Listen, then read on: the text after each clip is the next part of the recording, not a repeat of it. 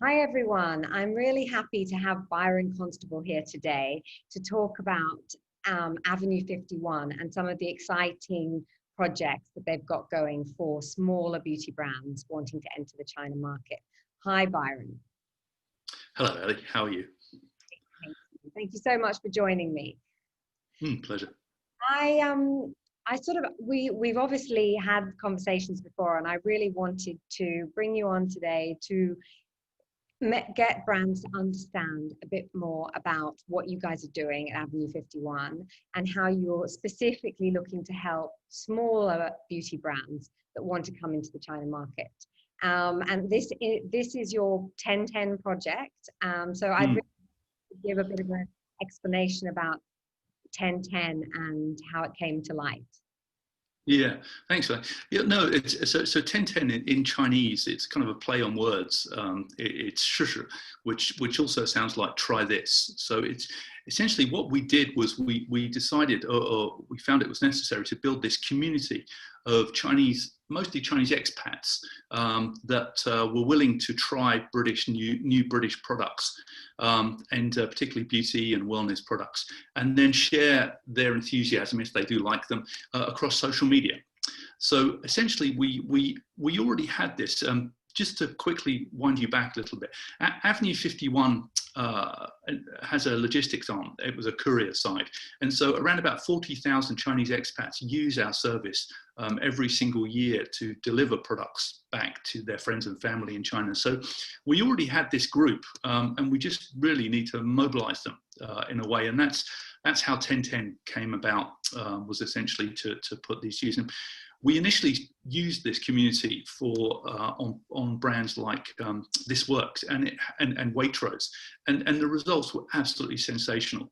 And really, the reason why is because the people trying the products have lived in the UK or are living in the UK. They're natural authorities on the products, and so when they share their enthusiasm on Chinese social media, people believe it, and it has genuine results. So that was the sort of the trigger behind sort of 10-10. But it actually, as we started investigating it, a lot of data started to appear. And my favorite one kind of triggered this kind of fun theme of what we call angel sing and devil's ring. You have three types of shoppers, but the two extreme shoppers, which are you need to focus on, are the devils.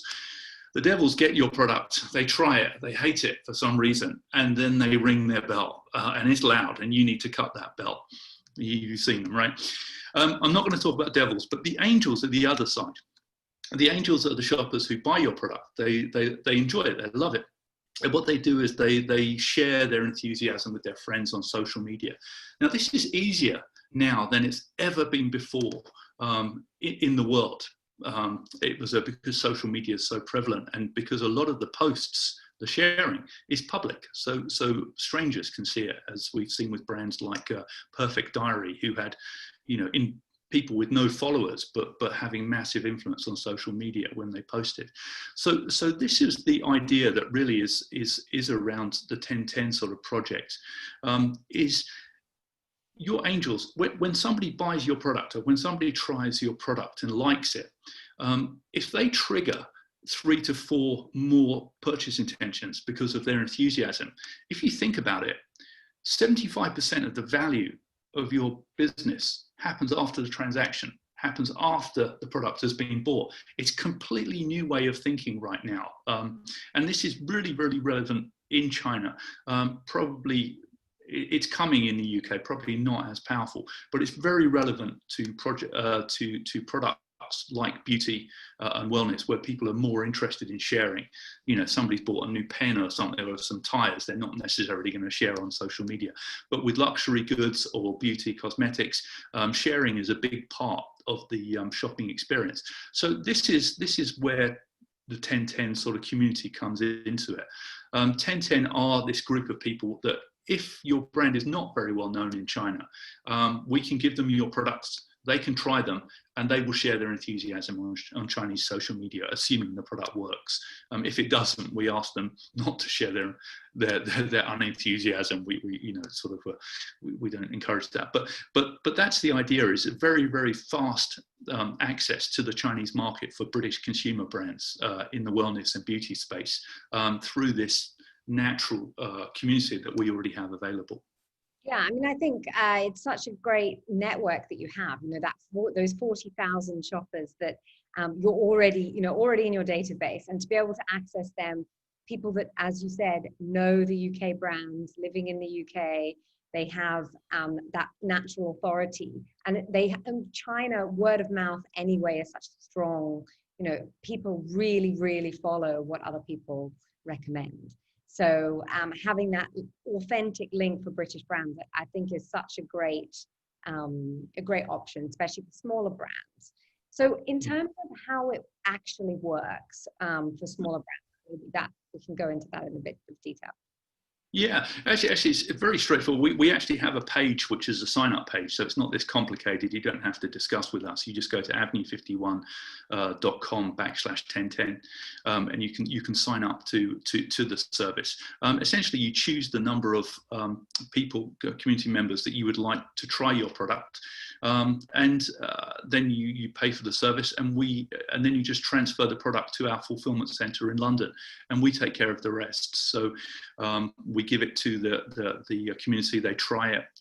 Once they've tried it, if they do have negative comments, we do feed that back to the brand first. But as long as it's reasonably positive, they go ahead, they post. Typically, they'll post on any Chinese social media. So it's WeChat, it's Little Red Book. We don't control them. And then we give you a screen capture of that post, and we translate it into English for you, so you can understand what they're saying. So we have a number of brands that are using this just to get an initial understanding of what features that the Chinese like about their product. So some of them are not really even going to market yet. They just want to understand that first phase. And some of them are actually already products are going into the hands of lots of Chinese shoppers, and they're posting reviews with the intention of getting transactions and sales. Yeah, I mean, I think it's a great solution to span both those pain points for brands. I mean, I think any brand that I talk to coming in that doesn't know whether the Chinese shopper likes their product or which products they like, what which SKU. You need to do that due diligence before you enter the market. And this is a really accessible way of potentially doing that with quite large numbers of people. So I really like that about the project. I think that's something that, and also the fact that it's so accessible for brands, as you said. You don't have to have those conversations. You can just literally list the products and see what the feedback is. So in terms of the price, which is always probably everybody cares about, so we charge £95 per post to coordinate everything. So we take care of everything. You just have to, as a brand, just move the products, transfer the products to our London fulfillment centre, and that's it. We take care of everything else, including talking to the community about your product to sort of draw out what we understand are the key features to make sure they have a better understanding. But that's pretty much it. There is so one of the parts, when we launched this, it was initially just the review side of things, but what we found is that there is, do you remember I mentioned to you about around about 75% of the value of every transaction happens after the shopper has bought. So every time that you sell one product, technically you should sell 3 more off the back of that one product with that angel. But the problem happens if you look at the points, the connecting points, is that a lot of shoppers, once they see the product and hear about it, it's complicated for them to purchase it. And so what we've done is to shorten that and to increase that conversion rate, is that we've actually created on WeChat a shop, which is the 1010 shop. So if the brand wants to, they can also have their product listed in the shop, and so that anybody anywhere in mainland China can buy it instantly. They can place an order in renminbi using WeChat, and then the product is shipped by us from the London fulfillment centre to the shopper. So again, the brand does nothing, and that's what we call the 1010 listing service. That's a fantastic solution as well, to be able to for customers who like the product to be able to transact. It's always, going to your .com site can be a very difficult experience for a Chinese consumer, very slow, payment problems, all that sort of thing. So being able to have that is, a huge plus for brands. Yeah. So in terms of the success that you've had with brands, so obviously you talked about ThisWorks, and that's one brand that you sort of worked very closely with. What sort of scale do brands you work with? Do brands do thousands of 10-tenners, or do they do?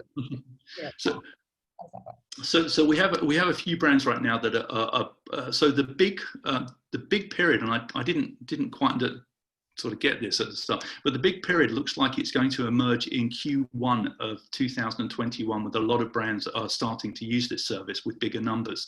And the reason I've discovered is because in China, lots of people make New Year's resolutions in January, just like we do here in the West.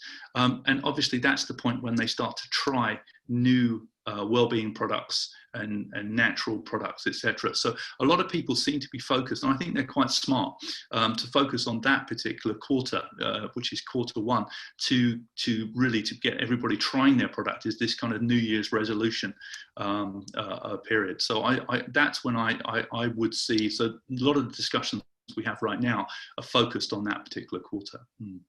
Okay, and brands can obviously decide to do a large number of 10-tenners or a small number. No more than 40,000, sorry. So yes, 40,000.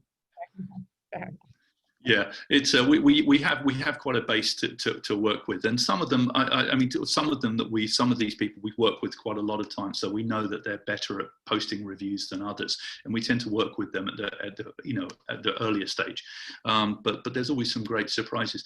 As I said, the key thing is that it's not about the number of followers these people have. One of the biggest, people tend to mistake us from being an influencer agency in that aspect, and I do explain that there's a great case study from Perfect Diary, which is probably one of the fastest moving cosmetic brands in China, and also recently from another brand which is doing weight loss, a Spanish brand, which shows that the investment in shoppers, or what they call KOCs in China, people not necessarily with big following, but they're very authentic, and when they post, a lot of people tend to see, and because they often post on public social media, a lot of people see that that review, and it influences their purchase intention. So we're not about influencers, and that's why it's only £95 per post.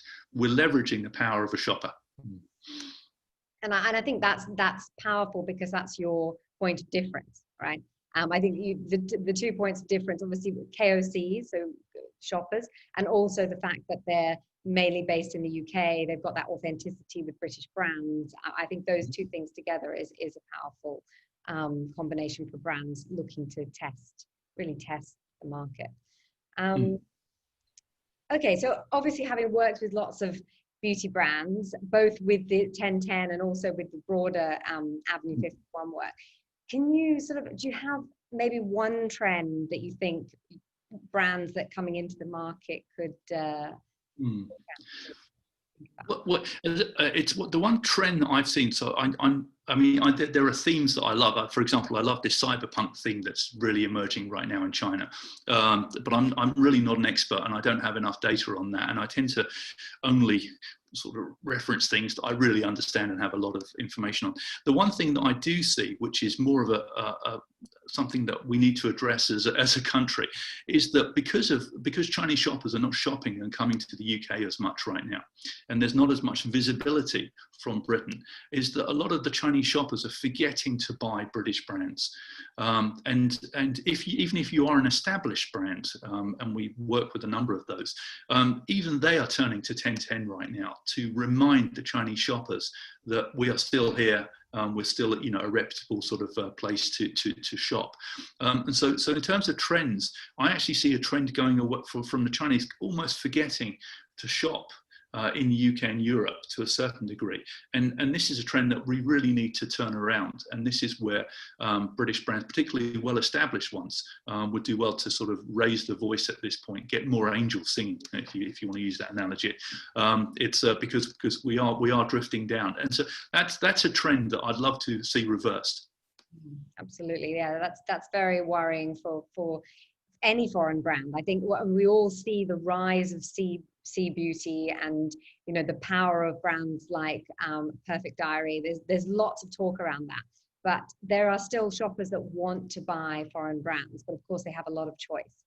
So I think that's a very good point about how British brands need to also stay top of mind. Yeah, and they have short attention spans. I mean, shoppers do generally, and you have to address that. You have to constantly. And so previously, people were shopping in London and sending back beautiful selfies of Cambridge, etc. And that was really triggering in the minds of the shoppers back in. I really need to buy from England or Great Britain, but that's disappeared this year, and we really need to sort of force that back. We really need to get that visibility back as a nation in countries like China, so people continue to remind them to shop, because we are a high preference if people remember. Yeah, that's a very interesting point, and something definitely to think about. In China. So really what we're hoping next year is to have a huge celebration whereby lots of Chinese shoppers are trying British brands in a month before they actually buy them in the 11/11. So it's kind of perfectly see. So you should see a lot of noise, particularly working up towards that particular date. We own that. Great. Well, I look forward to that, and I hope a lot of British brands get on board to build up some noise for. Yeah. Well, thank you so much, Byron, for that. I think 1010 is a great opportunity and option for all the beauty brands wanting to come into the market. So if people want to get in touch with you, what's the best way to do that?